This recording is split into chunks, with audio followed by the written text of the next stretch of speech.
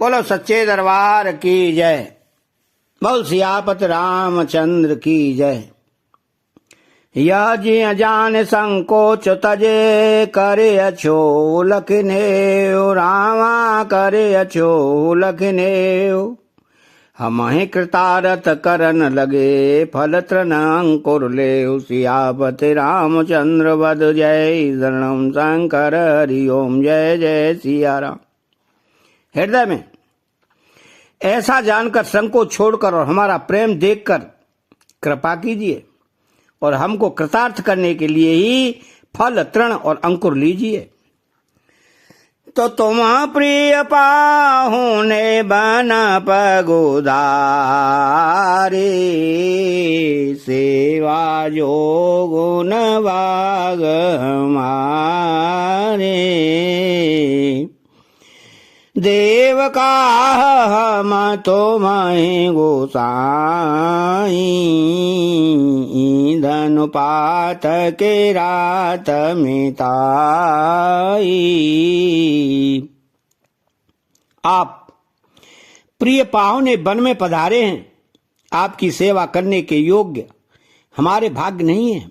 हे स्वामी, हम आपको क्या देंगे? भीलों की मृतता तो बस ईंधन लकड़ी और पत्तों तक ही है। तो यह हमारे आते बड़े सेवकाई लेन वासन वसन चोराई। हम जड़ जीव जीव गण गाती कुटिल कुचाली कोमति कुजाती।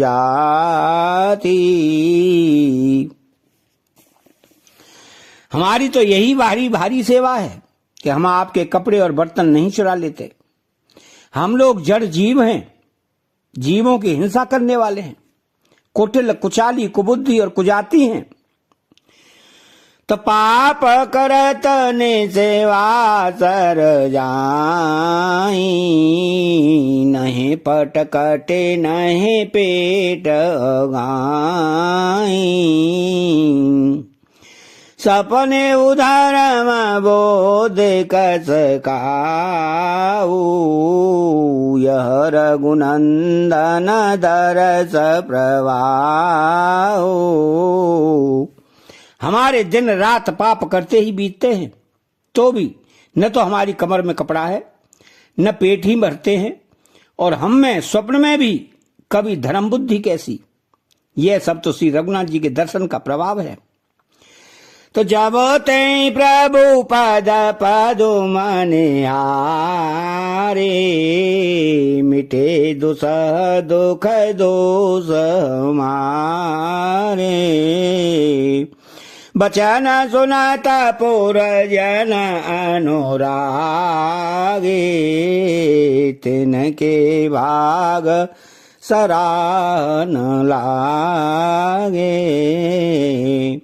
जब से प्रभु के चरण कमल देखे तब से हमारे दुसह दुख और दोष मिट गए। वनवासियों के वचन सुनकर अयोध्या के लोग प्रेम में भर गए और उनके भाग्य की सराहना करने लगे। तो लागे सराहन भाग सब अनुराग वचन सुना वहीं बोलन मिलन सिय राम चरण स्नेहु लखि सुख पावहीं।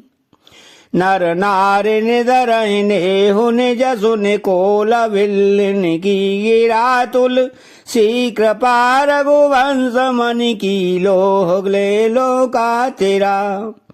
सब उनके भाग्य की सराहना करने लगे और प्रेम के वचन सुनाने लगे। उन लोगों के बोलने और मिलने का ढंग तथा श्री रामचंद्र जी के चरणों में उनका प्रेम देखकर सब सुख पा रहे हैं। उन कोल भीलों की वाणी सुनकर सभी नर नारी अपने प्रेम का निरादर करते हैं, उसे धिक्कार देते हैं। तुलसीदास जी कहते हैं कि रघुवंश मणि श्री रामचंद्र जी की कृपा है कि लोहा नौका को अपने ऊपर लेकर तैर गया। तबेर ही बन चाहूं और प्रतिदिन प्रमुदित लोग सब जल ज्यों दादुर मोर भय पीन पावस प्रथम। सब लोग दिनों दिन परम आनंदित होते हुए वन में चारों ओर विचरते हैं। जैसे पहली वर्षा के जल से मेंढक और मोर मोटे हो जाते हैं, प्रसन्न होकर नाचने कूदने लगते हैं। कपूर नर नारी मगन अति प्रीति, वासर जाए पलक समवीति, सिय सासो प्रतिवेश बनाई, सादर करहि सरिस सेवकाई। अयोध्यापुरी के पुरुष और स्त्री सभी प्रेम में अत्यंत मग्न हो रहे हैं। उनके दिन पल के समान बीत जाते हैं। जितनी सासुएं थीं उतने ही वेश रूप बनाकर सीता जी सब सासुओं की आदर पूर्वक एक सी सेवा करती है।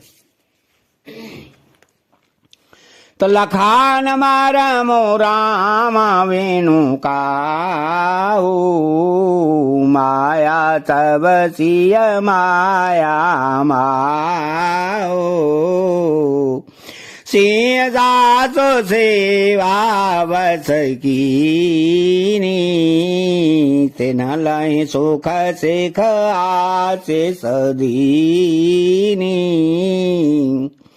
श्री रामचंद्र जी के सिवा इस भेद को और किसी ने नहीं जाना। सब मायाएं पराशक्ति महामाया श्री सीता जी की माया में ही हैं। सीता जी ने सासुओं को सेवा से बस में कर लिया। उन्होंने सुख पाकर सीख और आशीर्वाद दिए।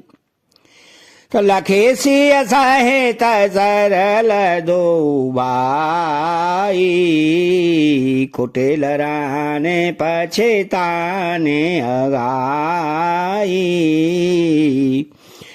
अवाने जमाहे जाचते कई के, महे न बीचो बेदे मीचो न दे।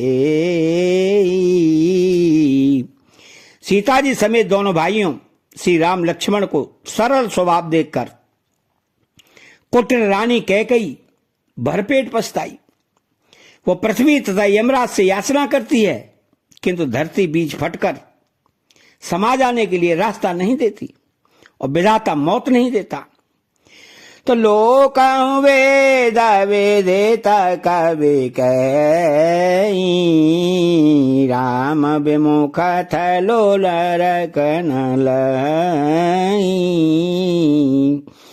यह संसाउ सब के मन माही, राम गवनु वेद अवध की नाई।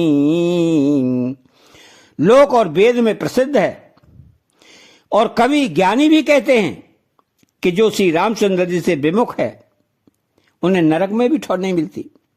सबके मन में संदेह हो रहा था कि हे विधाता, श्री रामचंद्र जी का अयोध्या जाना होगा या नहीं। तो मंगल भवन अमंगल आरी, द्रवहु सुदशरथ अजिर बिहारी। अतः